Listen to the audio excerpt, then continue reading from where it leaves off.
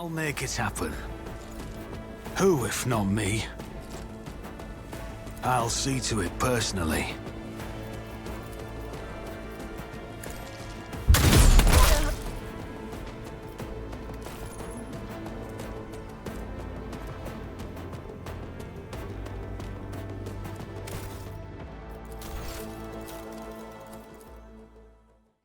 Greetings, mortals! It is I, Remortis, coming at you with another Warhammer 40k Rogue Trader build guide.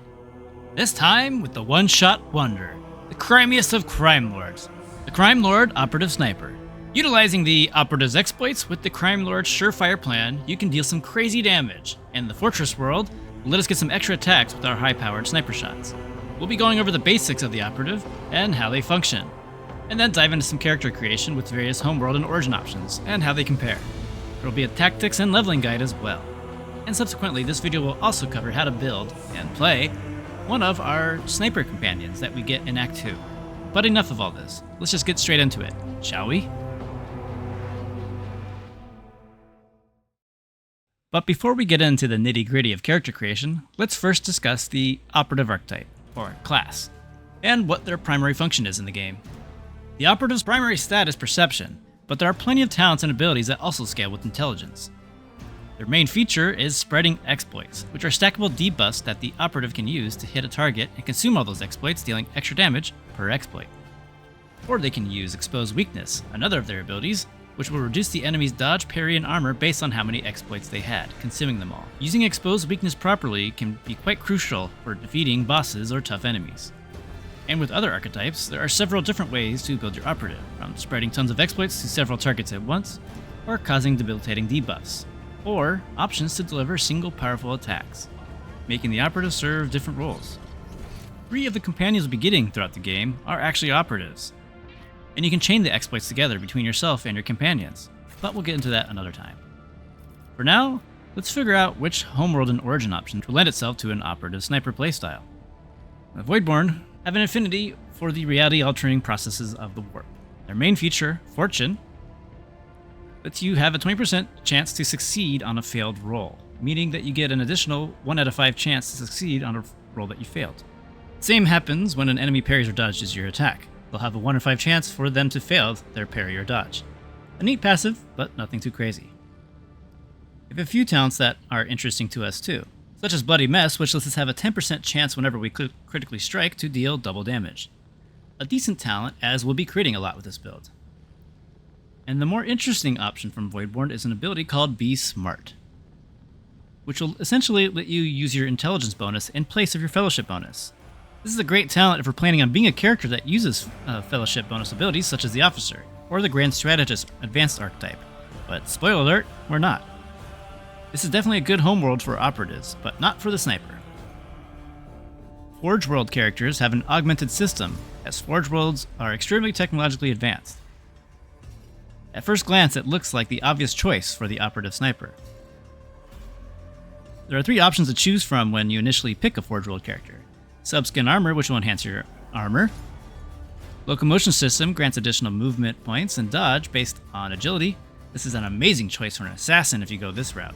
And Operatives can be assassins. The last option, Analytics System, will grant you additional crit chance based on your intelligence, which is nice, but as you approach the mid-game, you'll easily achieve max critical chance, so this will lose its value. And the talents available to Forge World characters favor using heavy armor, as well as plasma, melta, and power weapons, none of which are sniper rifles. The Forge World is a really good homeworld option to choose, but not necessarily for our sniper character. This is more oriented towards assassins or warriors. Which will bring us to the Fortress World, which is, in my opinion, an amazing option for your Operative Sniper. Their feature, Never Stop Shooting, generates 10 stacks of Never Stop Shooting whenever you kill an enemy. And at the start of your turn, you have a percentage chance equal to those stats to gain a free attack that costs 0 AP, which is fantastic for a high-powered sniper shot. Their talents help generate additional of these stacks, and also has a sweet talent called Spare Magazine, which grants a free reload, and most sniper rifles require 3 to 4 AP to reload otherwise. This homeworld is also amazing for the Marksman archetype as well. And again, this is just my opinion of which homeworld's really good. Perhaps you might decide to be a Voidborn or Forge World after all, but don't let that hold it against you. You can play whatever you want and you'll still be fine. But for the best results, in my opinion, the Fortress World is the way to go. So now that we've established which homeworld to use, let's look at Origins. And honestly, the Crime Lord is simply the best choice for an Operative Sniper. Its feature, Surefire Plan, is a buff that generates at the start of combat based on your intelligence. You can then use a charge of this buff to enhance your next action, whether it be moving to enhance your parry or dodge based on your perception bonus, or using a non-damaging ability to inflict a penalty to the target's damage based on intelligence, or in addition to that debuff. Or you can use this to enhance the damage of your next attack based on your perception. So if you combo this correctly before you attack, you can deal some even more devastating damage to your already powerful attack. And then all of their talents enhance bonuses provided by your plans, or even help generate more stacks of your plans, as well as a way for you to survive fatal damage by consuming your plans. But as a sniper, we're not too worried about that portion. We'll go into which talents do we pick up during the leveling guide. And speaking of said leveling guide, let's begin at level 1. We'll be adding points into our agility for more initiative, and then also perception and intelligence. At level 2, we'll just enhance our tech usability. Level 3, we get our exposed weakness skill. As mentioned before, it'll remove all exploits from the target and decrease the target's dodge, parry, and armor by a percentage equal to your exploit stacks plus 10 until the start of your operative's next turn. Again, this is a very crucial ability to use against boss targets or enemies that have really high armor to help negate that armor. And then we get our ultimate, Dismantling Attack, which immediately inflicts one exploit on all enemies in combat, then makes a free attack against the target. This attack will always hit, and until the end of combat, the target suffers a minus 30% penalty to dodge and armor. This is a pretty good ultimate, but I typically do not use my momentum on this ultimate. I usually use it on an officer or our archetype later, but more on that in a bit. Also at level 4, we'll pick up our Sharpshooter talent. If the operative has not moved this turn, they gain plus perception, ballistic skill, and intelligence bonus divided by 2 damage for every 5 cells between them and the target. So this means if our operative has not moved at all and has stayed still this entire turn, we'll get perception bonus plus ballistic skill bonus plus intelligence bonus divided by 2. So what is all that? Well, your bonus from a stat is 10. Your bonus from a stat is the stat number divided by 10. So here it's perception. So perception, we have a perception bonus of 6, a ballistic skill of 3, and an intelligence bonus of 5. So all of this together would be 6, 3, 9. That'd be 11 damage for every 5 cells between them. It's pretty good. Free damage. So at level 5, we'll increase our intelligence by 5. Then we'll pick up Killing Plan, which will enhance our damage bonus by the Surefire Plan by a little bit. But the main reason we pick this talent is to get the restoration of 1 stack anytime we kill somebody. That's the more important part of this talent. At level 6, we'll pick up Assist Analysis, which at the start of our turn, your operative typically only puts 1 exploit on 1 target. This will help you inflict exploit on multiple targets. So for every 2 allies you have, you'll inflict an additional exploit on a particular enemy if it's in their line of sight. And this can happen on multiple enemies. This is an easy way to spread more exploits on multiple targets. And then we'll increase our intelligence to 50 to round it out. So now we have an intelligence bonus of 5. Then at level 7, we'll pick up the ability called Sniping Shot. While in cover, the operative gains 25% more cover efficiency, meaning that it will be harder for us to be hit. We'll also gain 15 perception and 15 ballistic skill. This effect will last until we move, so try to pick somewhere that you hunker down and then use this ability. As you can see here, by just looking at my base stats, this will round out my ballistic skill to 50 and my perception to 80 by just using this skill. And then there's a talent we're going to pick up later for it that further enhances it. But then we'll keep increasing our tech use. At level 8, we'll pick up the talent called Fresh Target. When the operative attacks an enemy that is at full health, the attack deals additional 10 plus perception bonus, more damage to that enemy. So if we have that perception of 80, that means we have an 8 perception bonus. So that's an additional 18% more damage to an enemy that has maximum health. Then we'll also come down here and pick up Familiar Kickback, Fortress World talent. At the end of your turn, the Fortress World character gains stacks of Never Stop Shooting equal to half the minimal damage of the most damaging ranged weapon they use this round. It's a little complicated, but it's basically half of whatever the minimum damage you did that round. And it just, hey, 3 stacks towards the Never Stop Shooting is quite nice. And then at level 9, we pick up our first ultimate upgrade. Like I said, I don't typically use this ultimate, but if I do, I usually will pick this third upgrade option, which intimidates all enemies in a 5-cell radius, which will reduce their dodge and armor by 50%. Ultimately, makes it so that it's easier for us to kill things later. Then I'll put 10 points into Lore Xenos. I'll explain why later.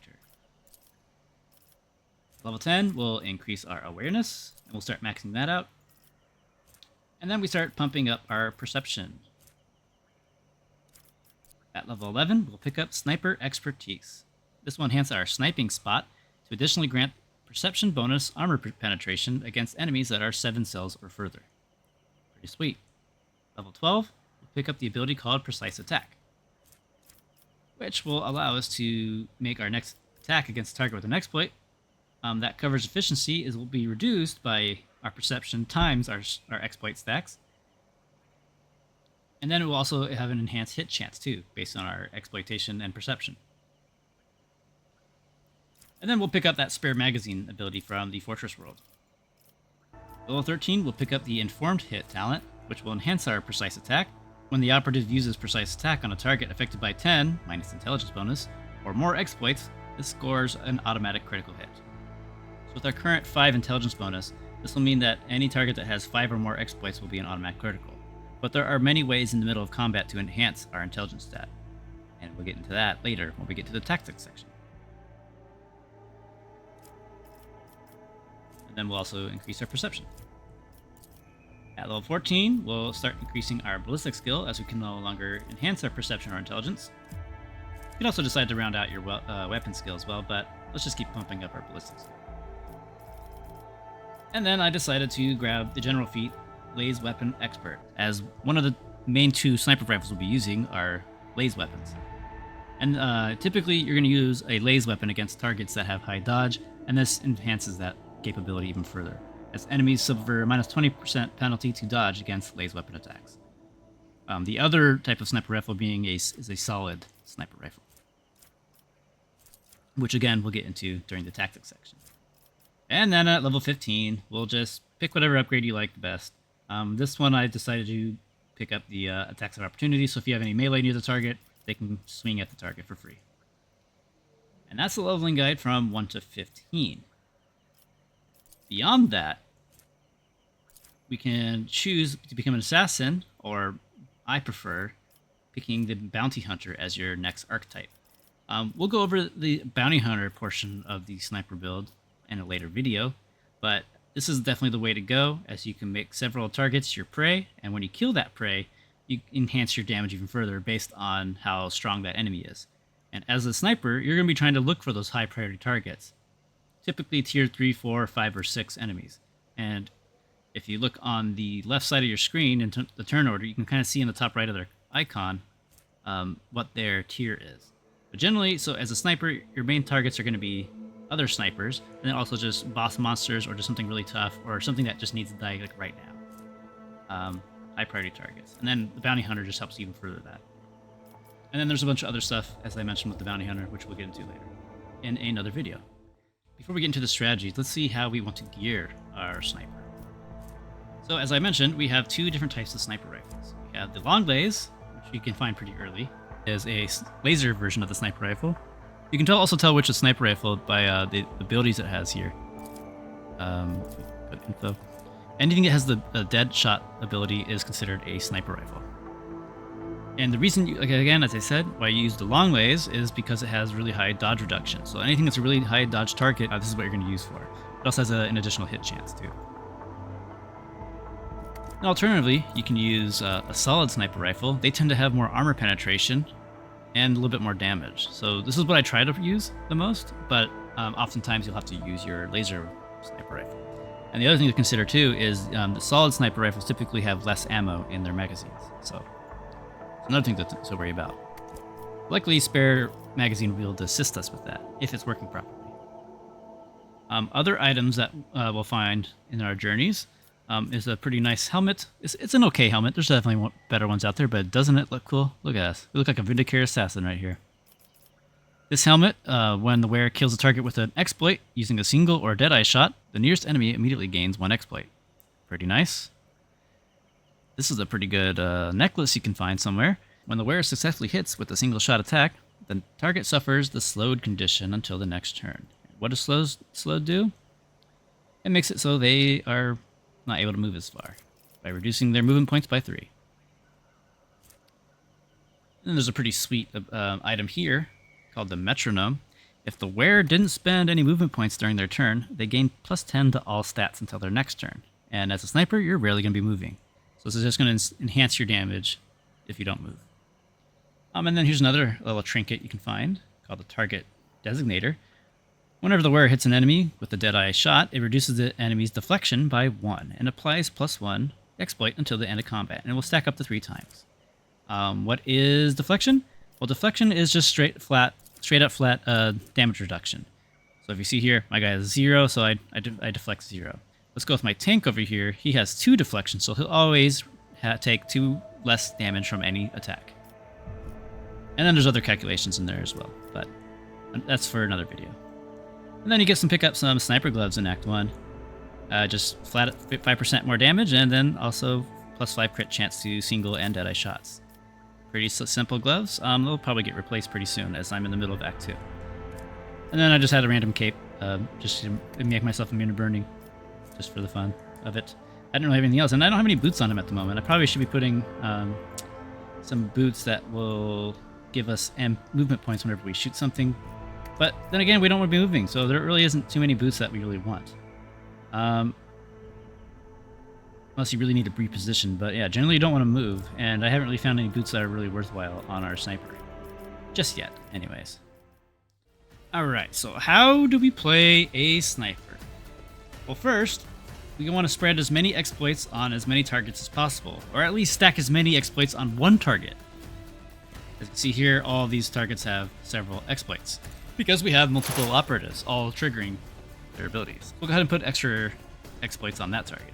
And then we'll go ahead and buff our sniper with Adira, as she's an operative, so she can help spread exploits and also has some pretty sweet buffs to give your sniper even more stats. And then with our officer, we'll even further that by using voice of command and then take aim, which will enhance his accuracy and his damage. Then we'll give him an extra turn from the officer. Isn't this a job for the serfs? Look at that, we got 4 AP to work with. So our main job as a sniper is to take out high priority targets. So in this case, it would be Ember. However, we can't reach her with our analysis. And as you can see here, she has 50% armor. And we want to try to get those exploits so we can expose her weakness and get rid of that. As armor will take direct damage reduction to whatever your armor rating is. So if at 50%, she'll be taking 50% less damage. And as you can see, she's out of range. And we could hit her right now if we wanted to, but it might not do enough damage. So for now, we'll just go ahead and use our sniping spot, and we'll use our precise attack to do extra damage on targets with exploits. We'll use our analyze enemies on this target. See that he has only 35% armor, so we don't really feel like we need to reduce his armor, as we have a decent amount of armor pen. We'll use our surefire plan to enhance our next damaging attack. And then we'll make sure we use the appropriate sniper rifle. This one has pretty good armor penetration, but let's see how good his dodge is. 48% dodge. In that case, we might want to use our laser gun, as it has an innate dodge reduction penalty. So this will make it so we can hit those dodgier targets. So let's go ahead and use our remaining AP to take a shot, and we will deal 105 damage. Really good. And we got 10 stacks of Never Stop Shooting. And we'll go ahead and end our turn. Then they will come in here and do some damage to Abelard, which is totally fine. That's his job. He's your tank, usually.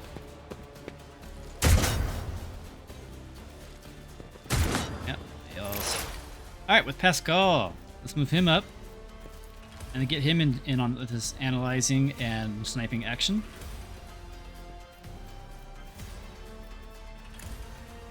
Alright. And then, yeah, let's go ahead and snipe with him. So, Pascal can be made to be a decent sniper. The only downside is that, as a tech priest, he doesn't seem to have any origin talents to choose from. So all you have to choose from are the operative talents. And there's a pretty decent amount of them too. So like I said, he can be a pretty decent sniper if you need him to be. And then instead of using the Prime Lord or the Fortress World talents, I guess you could just use any general talent for that matter. Alright, then we'll just have Argenta come up here and mow the rest of these guys down. At least to the best of her ability. She actually hit everybody, that's nice. I'll do it. Alright, let's move her up a little closer. This is Now let's just go straight for another volley. Doubt is for the weak. Very nice. Wait a minute. Faith without deeds I do is that damage? worthless. I think so. What? She's already hurt? Wait a minute. How did that happen? Did I do that? I think I might have. Alright, let's check our log over here. And scroll all the way up. Keep going.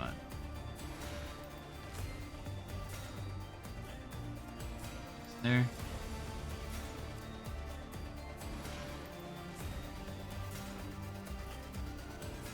Oh. Okay, here it is. Hey, look at that. We did damage to her. Oh yeah, so we did 105 damage to that Anvir Firestarter. It was a critical hit, and then we got over penetration. It actually hit Ember. It dealt 40 energy damage, critical, and then 126 direct damage to her.